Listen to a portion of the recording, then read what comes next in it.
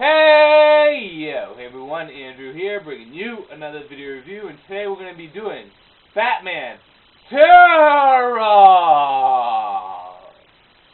Too much, wasn't it?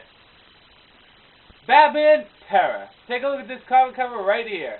Now, Batman Terror is part of the Legend of the Dark Knight series, and it is a spiritual sequel to Prey. However, you do not need to read Prey in order to enjoy and understand Terror. It is its own standalone story that just happens to have a few elements from Prey in it.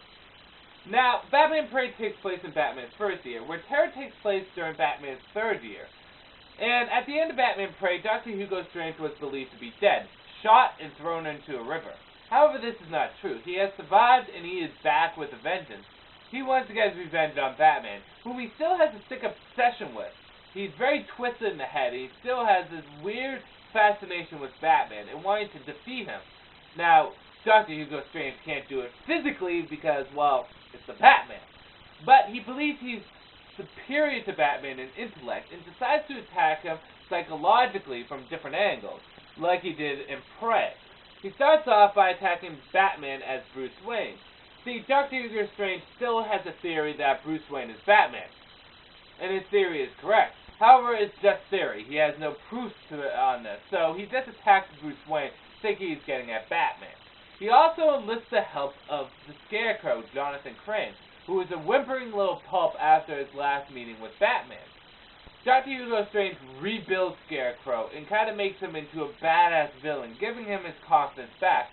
He also increases the dosage on Scarecrow's fear toxin, making it more potent and more dangerous than it was beforehand. However, the Scarecrow doesn't like playing with friends. No. The Scarecrow decides to go off on his own and attack Batman himself. This goes so far as blackmailing Catwoman and forcing her to do his bidding for him. Now Batman has to deal with 3 of his rogue galleries all at once. Dr. Hugo Strange, who wants revenge on Batman, a beat-up Scarecrow who is probably as badass as he ever will get, and a blackmail Catwoman that Batman can't fight because he holds back because of his feelings towards her. So Batman is really in for a shitload of trouble. So, I don't want to reveal the ending too much there.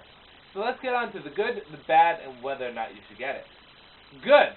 Well, Batman Terror is actually a pretty solid story. I like the fact that it dealt a lot with the Scarecrow. It made him kind of the main character, or at least the main villain. See, Scarecrow doesn't get the credit that he deserves. In most of the stories that he shows up in, it's just him using the fear toxin. This actually shows the Scarecrow as a pretty badass villain. Sure, he still uses the fear toxin in this, but he utilizes more fear techniques than just toxins. I also like the relationship between Batman and Catwoman here. Now, Catwoman and Batman are still in the early stages of their relationship, if you want to call it that. And see, Catwoman is still kind of one of his rogues. She's still a gray area character. So, Batman's feelings to her is very mixed, and it's interesting to see how he holds back in their fights. All the time. So that was a nice little addition to the comic. The art was pretty good. The only problem I had with the art is Batman's cape always looked a little off, like it was draped over his shoulders rather than him wearing it. But the art on a whole looks very nice. Plus you get the return of Dr. Hugo Strange, which is a very underrated Batman character. Now, I like Hugo Strange a lot, and I wish they would do more with him, but I doubt they will. Actually, I could see Grant Morrison utilizing Hugo Strange very well, because Hugo Strange is a psychological villain to Batman, and, well, we all know Grant Morrison's work is very psychological. On to the bad. Now, the one thing I don't like about this is Hugo Strange is kind of pumped up to be one of the main bad guys. However, he takes a side seat to the Scarecrow. Now, like I said, I am happy Scarecrow is the main villain in this, but it feels as though they just kind of threw in Hugo Strange's name to make people buy it.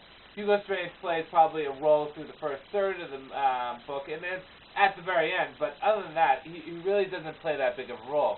And I think of all of Batman's villains, he probably gets less credit than any of the other ones. So it would have been like nice to be seeing a little bit more Hugo Strange.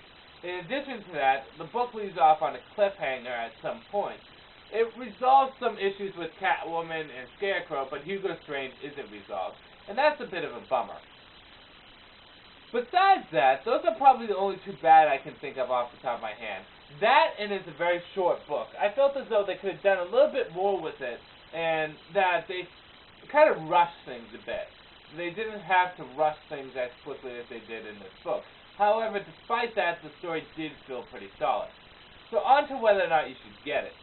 Well, a lot of people disliked Terra, probably because it wasn't quite as good as his original Prey. And I agree with that. Prey is definitely a better book than Terra. However, I do not dislike Terra. I actually like it a lot. You don't need to read Prey in order to enjoy Terra. And I actually read Terra before I read Prey. And I enjoyed it as a book. I think Prey is a fun book. It's $12, pretty cheap. If you want a good Hugo Strange or a good Scarecrow book, then you're probably going to get it here. The art's nice, and really, it's a fun story. I didn't expect too much from them, so probably because my expectations were so low, I was surprised so much. But I still think it's a pretty solid story. It's not the best of the Legend of the Dark Knight series, but it's far from the worst. And I do recommend people picking it up if they have a little extra cash on their hands, but only if they have a little extra cash on their hands. I would recommend picking up bigger Batman titles before picking this up. But then again, if you have a little extra cash on your hands, you can do a lot worse than this. And I actually give Terra my stamp of approval. It's a fun book, and don't get sucked into the hype everyone says that it's not a good book and that it was such a downfall to Prey. No, Terra is a good book. Not as good as Prey, but it still holds up on its own. And it's its own individual story. It doesn't come off as somewhat of a sequel, just as its own individual story. So, with that said, I'm going to end this review here. If you see Terra, if you have extra money and you want a fun story, I recommend picking it up. It is a fun Batman story. So with that said, I'm going to end this review here. This is Andrew saying peace out for now.